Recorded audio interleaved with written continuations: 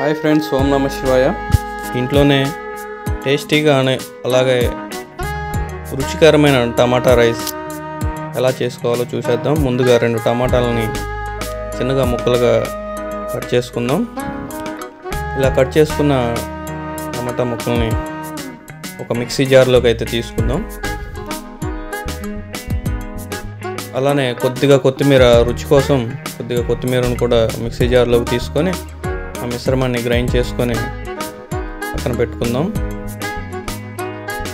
అలానే తాలింపు కోసం 2 పచ్చిమిర్చిలను అయితే కట్ చేసుకుందాం. అలానే ఒక ఉల్లిపాయ చిన్న ముక్కలుగా కట్ చేసుకొని 2 కరివేపాకు రెబ్బల్ని రెడీ చేసుకుందాం. తాలింపులోకి అవసరమయ్యే ఇంగ్రీడియంట్స్ అయిన దాల్చిన చెక్క, అనాస పువ్వు, లవంగాలు, అలానే ఒక యాలక్కాయని అయితే తీసుకుందాం. ఇలా ముందుగా రెడీ చేసి పెట్టుకున్న రైస్ని ఒక బౌల్లోకి తీసుకొని ఇలా ముద్దలు లేకుండా ఇలా రెడీ చేసి పెట్టుకుందాం. ఈ రైస్లోకి 2 టేబుల్ స్పూన్ల ఆయిల్ అయితే మిక్స్ చేసుకుందాం. ఆయిల్ మిక్స్ చేసుకోవడం వల్ల మనకి రైస్ పొలపొడలాడుతూ ఉంటుంది, ముద్దలుగా లేకుండా ఉంటుంది. ఇలా రెడీ చేసుకొని రైస్ని అయితే పక్కన పెట్టుకుందాం. నెక్స్ట్ మనం స్టవ్ మీద ఒక కళాయిని తీసుకొని అందులో ఒక 2 టేబుల్ స్పూన్ల ఆయిల్ అయితే వేసుకుందాం. ఆయిల్ కొద్దిగా మరిగిన తర్వాత మనం ముందుగా ఏవైతే ఉన్నాయో రెడీ చేసి పెట్టుకునే ఇంగ్రీడియంట్స్, దాల్చిన చెక్క, అలానే 4 లవంగాలు, యాలక్కాయ, అలానే అనాస పువ్వుని కొద్దిగా 1 నిమిషం పాటు వేగనిద్దాం.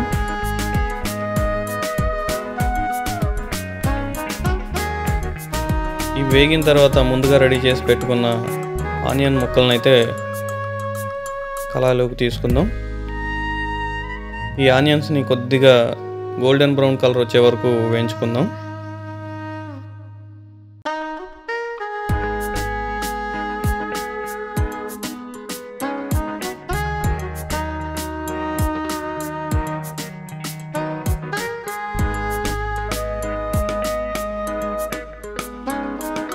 కొద్దిగా ఉడకనిచ్చిన తర్వాత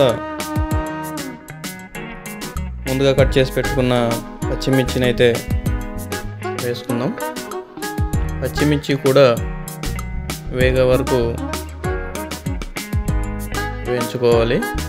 పచ్చివాసన ఏదైతే ఉందో అది పోవడం వల్ల మనకి చాలా టేస్టీగా అయితే కుదురుతుంది.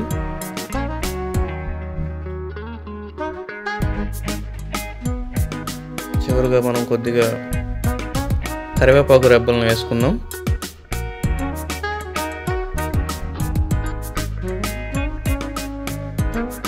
కరివేపాకు రెబ్బలను వేసుకొని మంచిగా వేగనిద్దామండి. వేగనివ్వటం వల్ల మనకి టేస్ట్ చాలా రుచికరంగా వస్తుంది.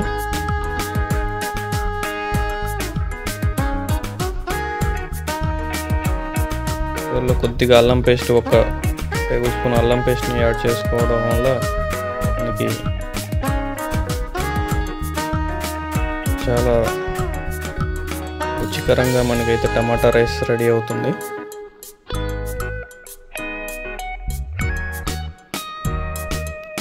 లైట్ బ్రౌన్ కలర్లోకి వచ్చేసాయి.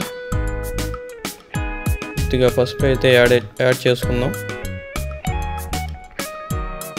పసుపు యాడ్ చేసుకోవడం వల్ల యాంటీబయాటిక్గా పనిచేస్తుందండి. అన్ని వంటకాలలో మనం పసుపు వాడుకోవచ్చు. తాలింపు వేసే ప్రతి వంటకంలోనూ మనం పసుపు వాడుకోవడం చాలా మంచిది.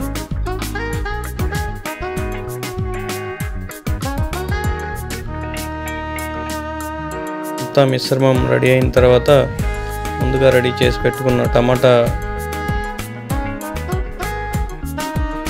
గుజ్జునైతే మనం కళాయిలోకి తీసుకొని ఆ టమాటా గుజ్జు ఏదైతే ఉందో అది వేగనిద్దాం.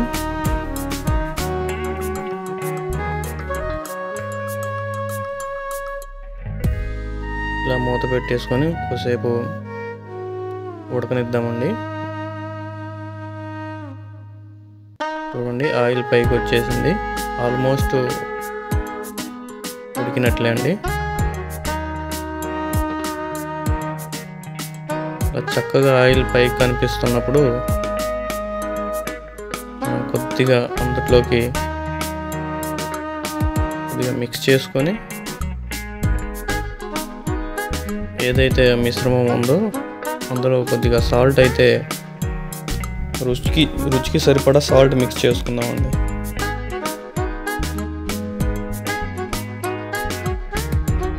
వేసిన తర్వాత కొద్దిగా మిక్స్ చేసుకొని సాల్ట్ అంతా ఆ మిశ్రమానికి కలిసే వరకు మిక్స్ చేసుకొని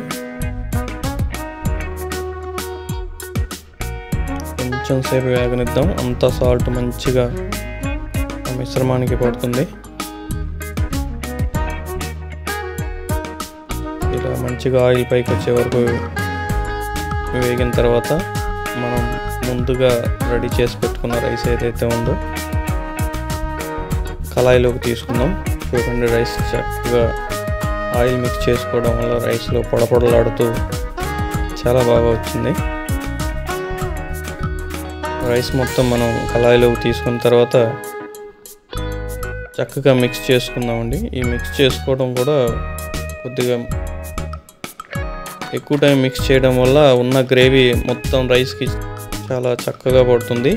ఈ మిక్స్ చేసుకునే టైంలో స్టవ్ కొద్దిగా లో ఫ్లేమ్లో పెట్టుకోండి, ఎందుకంటే రైస్ కొద్దిగా మాడే అవకాశం ఎక్కువగా ఉంటుంది కాబట్టి కొద్దిగా మీడియం ఫ్లేమ్లో పెట్టేసుకొని పూర్తిగా రైస్ని టమాటా మిశ్రమంలో కలిసేలాగా ఇలా మిక్స్ చేసుకోండి. కొద్దిగా నెయ్యి కూడా యాడ్ చేసుకోవడం వల్ల టేస్ట్ అనేది యాడ్ అవుతుంది. అందులో ఏదన్నా కారం కానీ మసాలాలు కానీ ఎక్కువైనా మనకి నెయ్యి అనేది కొద్దిగా వాటన్నిటిని ఈక్వల్గా చేస్తుంది. మనకి రైస్ కూడా చాలా చాలా టేస్ట్గా ఉంటుంది. చూడండి మనం అనుకుంటున్న టమాటా రైస్ రెడీ అయింది. ఇలా రెడీ అయిన టమాటా రైస్ని మనం ఒక ప్లేట్లోకి సర్వ్ చేసుకుందాం.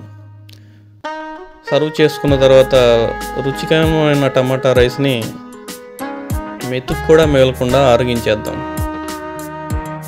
Thank you friends, thank you for your watching. Please like, share and subscribe my channel.